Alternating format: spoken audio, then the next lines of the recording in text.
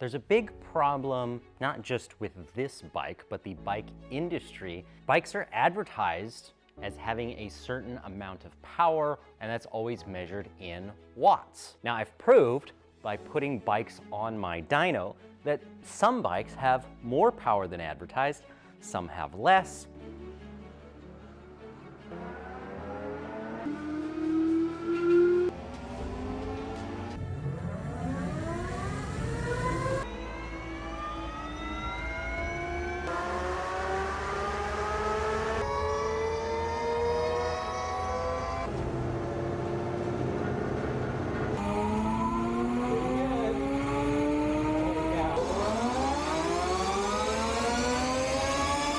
Sometimes you have bikes with a similar output in power as far as wattage, but the torque numbers are vastly different, so they really don't perform the same way on the trail or on the road, even though it might seem that way on paper. Now, what's the problem with the Falcon in particular?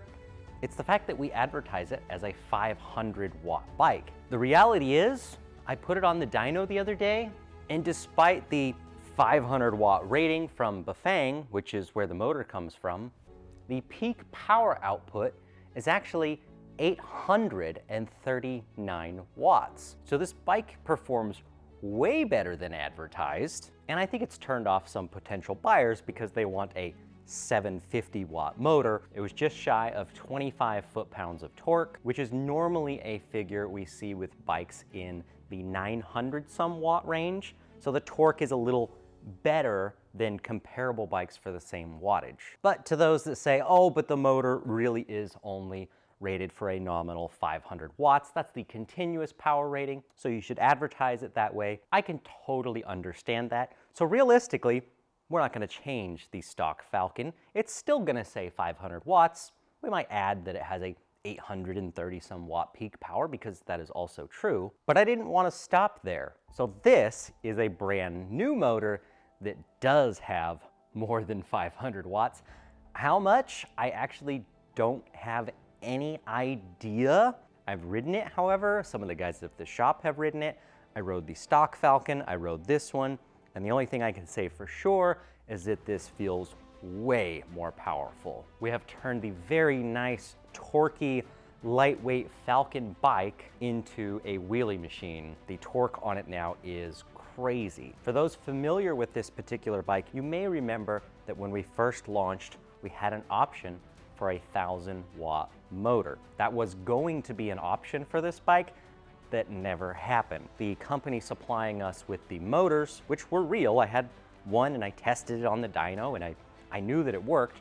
They were having issues with supply chain, and then not long after that, the manufacturer of the motor controller itself went bankrupt. So that completely dried up our options to upgrade this motor for a little while, but I really didn't want to stop looking for a source of a motor that we could directly bolt on to the existing Falcon bikes that could push it over 1,000 watts, and I think this might be it. Now, it's not some custom random motor. This is from Bafang as well. It is the M560. Why the M560 has more power than an M600, which has a bigger number, I don't know. You'd have to ask them what the model numbers actually mean. But they sell this in different configurations. There is a quote-unquote 500-watt version and a 750-watt version. And what we did for this motor is requested that they were made as powerful as possible. Whatever you do, don't limit the motor in any way. Let us squeeze out all of the power that this thing can do. And I've heard it online many times, and they reiterated to me as well. They said the motor is going to be noisy. That was their biggest concern, is they don't like selling it that way because it's a little bit noisier than the M600. And honestly, having ridden the bike, it doesn't feel that bad to me. You guys can be the judge. I don't care about a little noise. In fact, a little bit of gear noise actually makes the ride a little more exciting and fun to me, but it's really all about those that want the power. We want to make that option available. So in order to update my website, tell you what this is going to cost and exactly how much power it has, I'm going to do a dyno run. Let's get the actual numbers, and I'm going to put these up for sale. So here's the stock Falcon 839 watts. How far up it's going to go, I don't know, but I am thinking it is definitely going to be above that line. Along with the motor upgrade, we have a center-mounted display that is bigger and in full color. Looks really nice.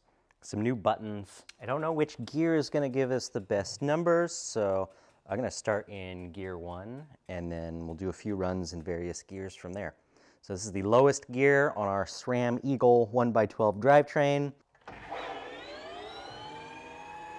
Second gear. Third gear. Fourth.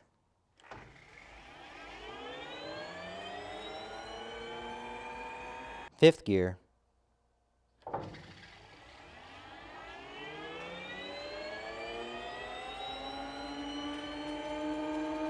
It's going to be hard on the drivetrain, but sixth.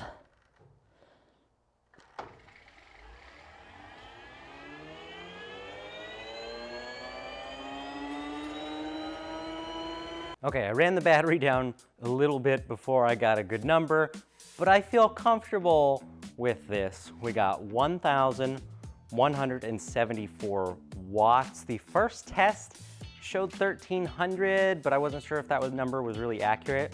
So I'm gonna go with this slightly lower number, and 35 foot-pounds of torque, possibly a little more when the battery was 100%, but we're gonna run with that figure. Now, does it put it above my line?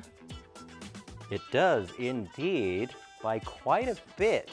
I was hoping, based on the way the bike felt, it was gonna do over 1,000 watts. So it's going to pass up the Mach Wheel Basalt, the Traxxas Trax, the Snapcycle R1 Pro, the Electric X Peak, and if we're just going based on wattage, this kind of goes back to the wattage versus torque thing, that would place it here.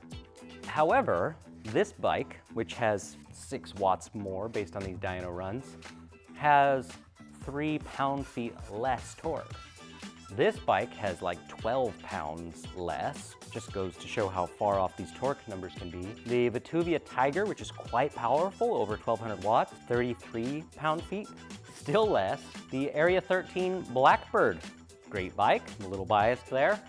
Almost 33 pound-feet of torque, 1,300 watts. This still has more torque. It's not until we go up to the Walkie H6 Max that has 1,350 watts, almost 200 watts more on horsepower, that we get a similar torque number. So the bike really, on wattage, fits in right here, but on torque, it fits in right there. Now, having ridden the bike and all of these other bikes, I think the fair place to put it is going to be above the Blackbird and below the Walkie H6, because I feel like if you were to have a drag race between the bikes, that is realistically where it would fit in. But the other thing you gotta keep in mind is this bike only weighs 52 pounds. It is so light compared to most of those bikes. On a power to weight ratio, this thing is nuts. If you want a bike that's light, capable of mountain bike trails, and has over 1,000 watts, you're gonna be hard-pressed to find something else like this. So as of today, when you go to our website, you're going to see 2 motor options for the Falcon. There's gonna be the stock, which is advertised as 500 watts, really peaks at well over 800 watts. M560 motor that we have installed on these is going to be $44.99. And what you're getting is a good bump up in power and an insanely good bump up in torque. We do have a very, very limited number of these motors in stock. So if you want one of the bikes outfitted this way, you better hit us up pretty quickly. They are available right now, but I don't know how long they're going to last.